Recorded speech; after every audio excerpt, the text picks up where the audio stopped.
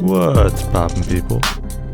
My name's Haligonian, and in this video I'm going to be showing off my latest plugin, Memleak version 1.1. Let's get into it. So starting off here, we have Memleak just applied to a layer in a 1080p composition. There are some parameters here now.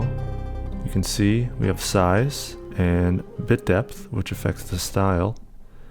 If we move the size slider around, you can see that changes how large the block of memory that Memleak is internally allocating is. And that can, when it's really low, give you these types of effects with really large pixels, and when it's a lot higher, see a lot more detail.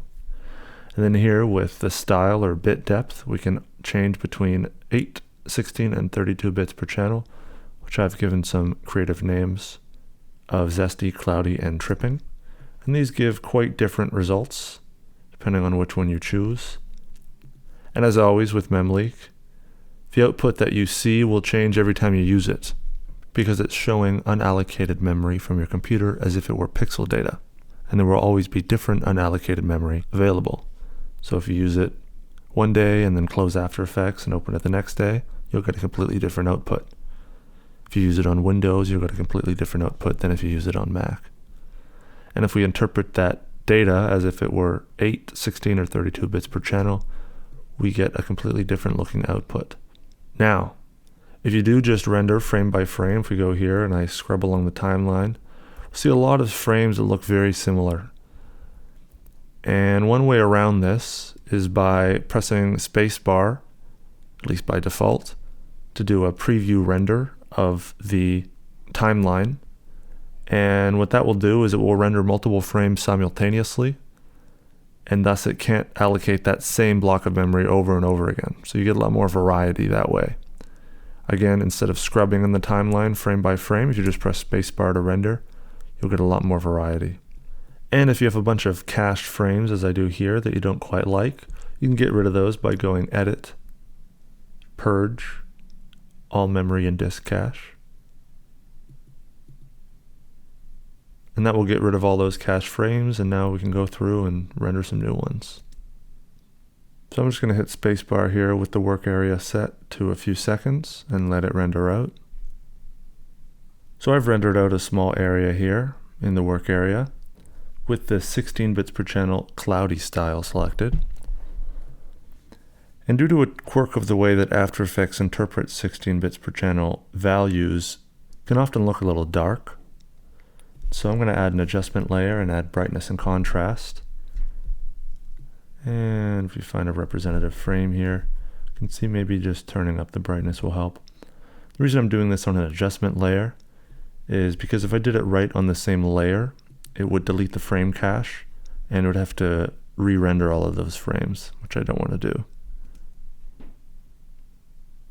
So I can just cache the work area now.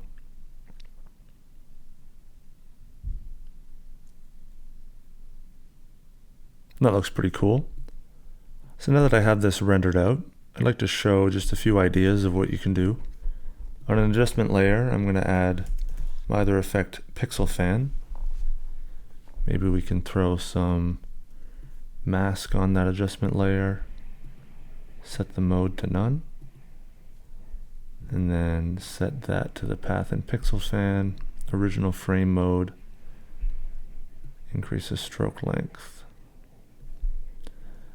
And I'll just take in these edges. I think probably a circular mask would look a little bit better here. Grab the ellipse tool, just add something there. Set that as the path in Pixel Fan. Again, original frame mode. And set the mask to none. Now we get some really cool warping right up to the edges of the frame. To improve performance of Pixel Fan, I'm just going to lower the resolution. For Memleak, the resolution of the layer doesn't actually matter. It's going to be scaled based on the size parameter. But Pixel Fan does tend to perform better at lower resolutions. However, because Memleak generates something new every time, we have got a different output here. And it's not exactly what I'm looking for at this time, so I'm going to try changing the style to 8 bits per channel. I think that's pretty cool. And if we enable the adjustment layer with pixel fan on it again, now we can see this cool effect. Maybe if I turn up the scale a little bit, could add a bit of a scale gradient, maybe disable that brightness adjustment layer. I think that's pretty cool. Maybe we can try adding one more thing. Pixel sorter 3. I think that could be pretty cool. All I'm going to do is just adjust these threshold values here till we get something that looks pretty cool. I like that. Render that out, and there we go.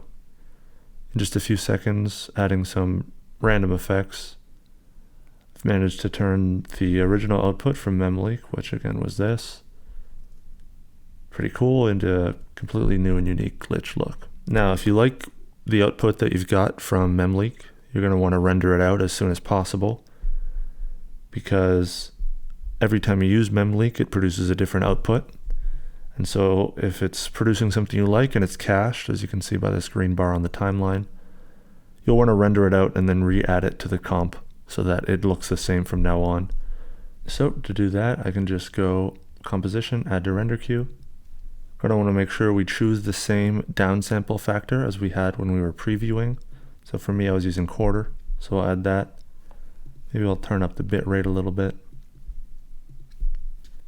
And I'll just save it to my desktop. Now if I drag that in and scale it up, and then set the sampling mode to this pixelated one, and we'll set the resolution to full. Now we're getting the same output as we did before, but it won't be different the next time we open After Effects because we've rendered it out. So one last thing I want to show you. If you do set the size too high, sometimes, depending on what memory is available on your computer, Memleak won't be able to find a large enough block to fill the frame, and you'll get this message. You can try scrubbing the timeline or purging the cache, but probably you'll have to just reduce that size parameter. And if you reduce it enough, you will start to get an output again. For some reason, I find once you've gotten that message for the rest of the session, it can be hard to push the size parameter super high. I don't know if this is just me seeing something that isn't there, but like earlier I was able to get 800, but then once I went to 1000, now it won't go past 600. If that happens to you, you can just restart After Effects and you should be able to push it pretty high again. I believe that's everything from me. I hope you enjoyed this tutorial. If you have any questions, feel free to open a support ticket on AE Scripts or reach out on my Discord.